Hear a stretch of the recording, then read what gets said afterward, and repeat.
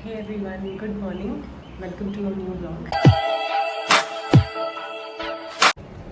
Hey, hi, good morning, good afternoon. In fact, life has changed a lot lately, and I say so because Saturdays and Sundays are super busy. और ये भी है ना कि उन दिनों courts तो सैटरडे को अवॉइड करने ही पड़ रहे हैं. अवॉइड क्या करने पड़ रहे हैं, मैनेज करने पड़ रहे हैं. और साथ में संडे को आप ऑफिस नहीं आ सकते if you have to complete some extra work, which means even if you want to take a holiday in the middle of the week you can not. Reason being Saturdays and Sundays तो है नहीं आपके पास अपना बाकी का काम complete करने के लिए. And that is why in the middle of a week on a day where I was free early afternoon में ही मैंने स्टार्ट कर दिया ड्राफ्टिंग करना. जितने भी सारे डॉक्यूमेंट्स थे सब थे. आई मीन 1-2 हफ्ते बाद के केसेस का हम लोग प्रेफर करते हैं. 2 वीक्स 3 वीक्स के बाद तक जो भी आ रहा है उसमें अगर कुछ भी चीज़ हमें एक डॉक्यूमेंट भी फाइल करना है, क्यों ना जजमेंट्स भी फाइल करनी है, तो वो पहले से ही फाइल्ड हो. एज इन कि एक दिन पहले केस से कोई अजीब सा हसल ना हो. ऐसा नहीं होता कि वो हसल हमेशा अवॉइड हो जाता है. अगर कुछ हुआ ही अर्जेंटली है तो आप अर्जेंट चीज़ें फाइल करते हो, बट जो पहले से प्लान है उसे तो करके रखो ताकि आपके पास अगर कोई अर्जेंट काम आए आपके पास उसे अकोमोडेट करने के लिए स्पेस हो. So that is what I have been doing. आज ड्राफ्टिंग ही देखते हैं. बहुत दिन हो गए ना आपको कुछ ड्राफ्टिंग में सिखाए हुए या फिर दिखाए हुए शेयर किए हुए, वही करते हैं. एक ड्राफ्टिंग टिप देती हूँ. जब भी किसी केस को बनाना या उसके रिप्लाई को बनाना स्टार्ट करो, written statement, application, no matter आप कुछ भी बना रहे हो, तो अपने केस के एविडेंस अपने दिमाग में रखो कि क्या क्या है आपके पास अवेलेबल अपने डिफेंस को या अपने केस को प्रूव करने के लिए, और उसी हिसाब से आप करो. मैं भी उसी तरह से सारी जितनी भी ड्राफ्टिंग्स होती है वो करती हूँ. ये मुझे कुछ जजमेंट्स फाइल करनी थी, कुछ एप्लीकेशंस फाइल करनी थी, बस वही किया है. ऐसी कोई मेजर ड्राफ्टिंग नहीं थी, बट छोटी छोटी बहुत सारी चीज़ें थी जो कर देनी ज़रूरी होती हैं, और इस तरह से रिकॉर्ड रख लेते हैं. एक ग्रुप बना सकते हो आप अपने कॉलीग्स के साथ जिसमें ये सारा रिकॉर्ड रहे, और अपने क्लाइंट्स को भी इसको भेजते रहोगे तो बहुत अच्छा रहेगा. Of course they deserve to know everything about their own cases. And we are on to the next day. The next day when I started my day with paneer. I don't know why, but मेरा मन करा सुबह सुबह ऐसे पनीर खाने का.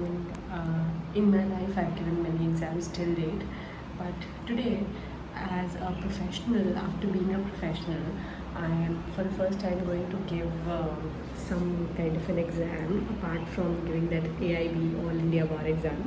So, kind of excited for it. The nervousness that used to be there for exams is gone. वो तो खैर बहुत पहले ही थोड़ी कम हो गई थी होनी. हाँ, थोड़ी बहुत तो होती है ना, वो tickling sensation. You will see me handling this kind of a situation, this different kind of situation in life in this complete blog now. And also you will see me how, जैसे कि हमारे पहले exams हुआ करते थे तो we used to leave everything else aside and just focus on the exam. But right now the situation is such that there are other important things as well. See, if there is any important work, if there are any important conversations, urgent conversations, उनको टाल नहीं सकते हैं. So you have to manage both the things together, and that's what I'm going to show you through this video. एक चीज़ आपको बताना भूल गई थी. As soon as I wake up in the morning I consume these things, और मुझे लगता है कि ये आपको बताना बहुत ज़रूरी है because everybody deserve to know this and consume this in the morning. ये एक तो रेज़न है भीगी हुई, ये तो मैंने आपको बहुत बार बताया है. साथ में अखरोट और बादाम है भीगे हुए, उनको आपको वो छील के खाना होता है. ये जो रेज़न है ये बहुत ही हेल्दी होती है. ये नई चीज़ है जो मैंने शुरू करी है. थोड़ा सा जब हम शुरू करते हैं ना तो बहुत वियर्ड सा इसका टेस्ट लगता है, बट दिस इज़ अंजीर. इसको what do we call it in English, मुझे नहीं याद आ रहा है. I think figs. हाँ, सो दीज आर फिग्स और अंजीर. और ये भी बहुत सारी चीज़ें ही ना इम्यूनिटी बूस्टर हैं, आपको बहुत बीमारियों से बचाती हैं. आपकी स्किन, हेयर, आपकी गट हेल्थ, ये जैसे रेजन्स है ना जो रात से पानी में भीगी हैं, ये आपके लिवर हेल्थ को बहुत अच्छा रखती हैं, आपको इंटेस्टाइनल इश्यूज़ नहीं होने देती हैं. Now the seeds, mix seeds, ये 5 तरह के सीड्स होते हैं.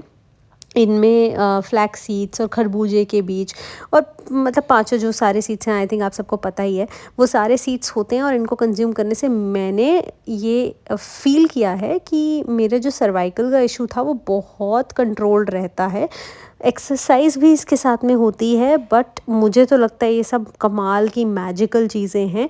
आप लोग अगर नहीं करते तो प्लीज़ स्टार्ट करो. हेयर हेल्थ के लिए भी ये बहुत अच्छा लगा मुझे. एग्ज़ाम का दिन था, कुछ अच्छा सुनते हैं तो दिन भी अच्छा ही जाता है. वर्कआउट करने के बाद ये भी सुन लिया थोड़ा सा.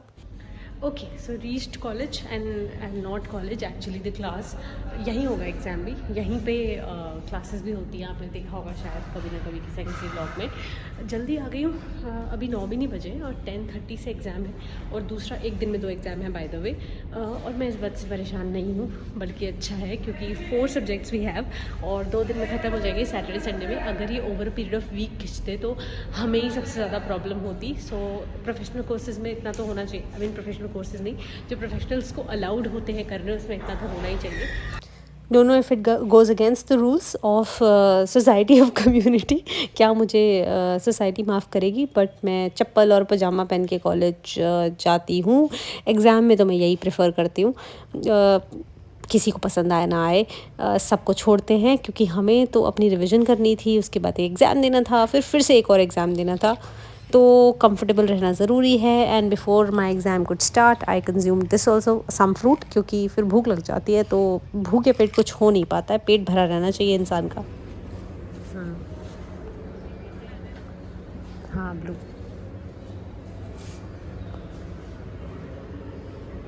हाँ हाँ लग तो सही रहा है, पता नहीं क्या आया था, समझ ही नहीं आ रहा था। कुछ अलग ही क्वेश्चन आया था, मतलब फिर आ गया था समझ, ऐसा भी नहीं है, अच्छा ही हुआ शायद तो। चल दूसरा, हाँ होने वाला है।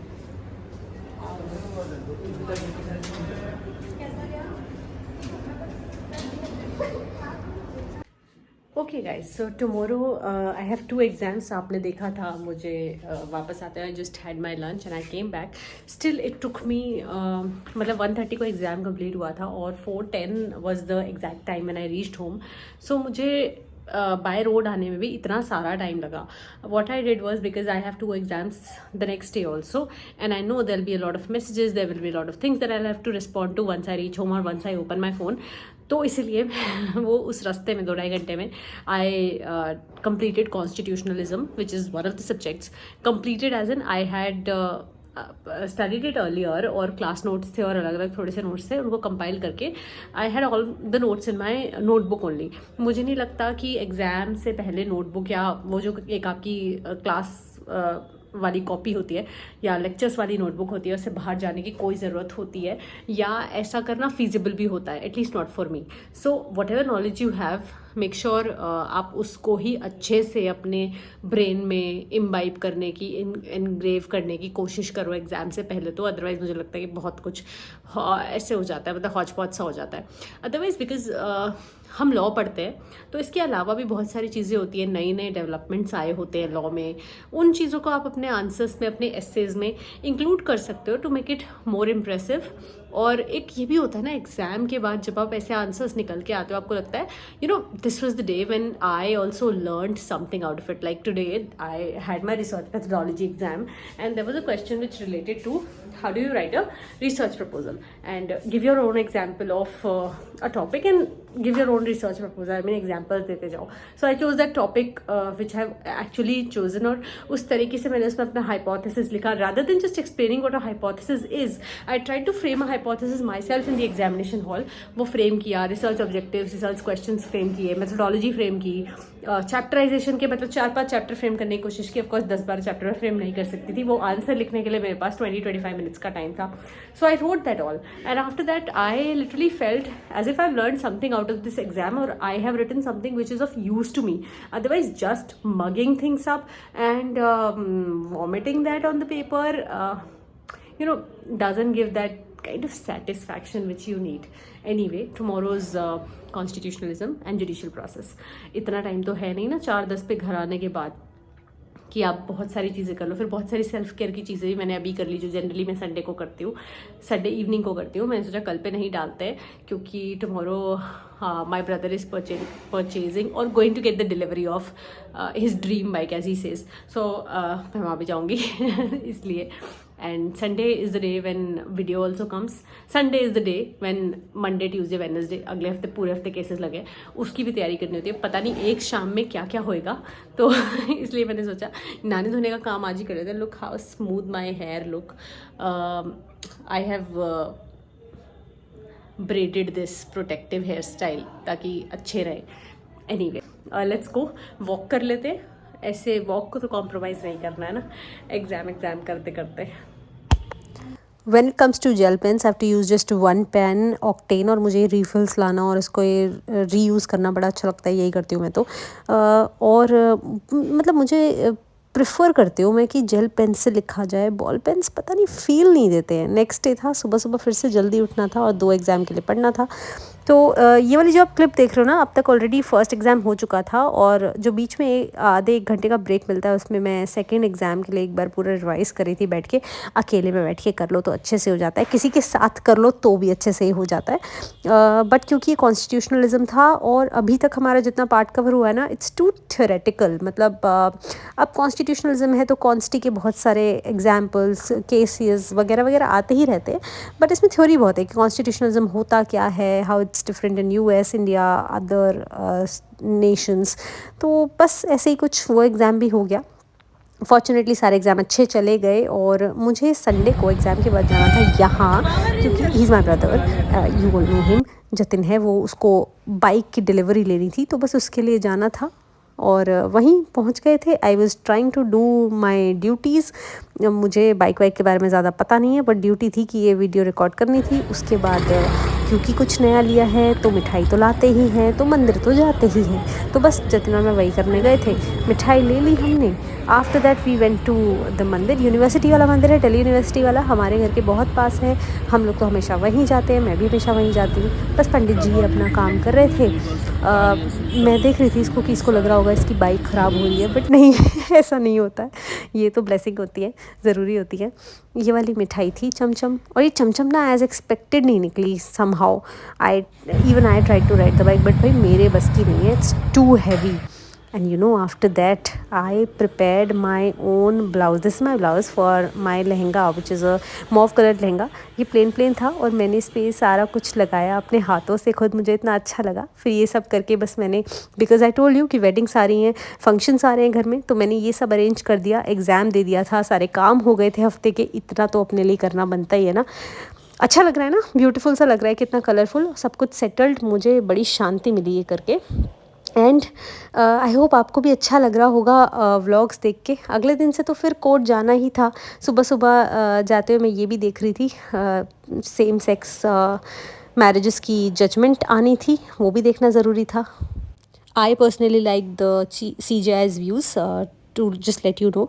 And with this I can just say कि आप लोग भी पढ़ो, बहुत दिमाग लगा के हर चीज़ करो ज़िंदगी में, कभी अनरीज़नेबली कुछ बात मत कहो, कुछ चीज़ मत करो, नो मैटर आप किस प्रोफेशन में हो।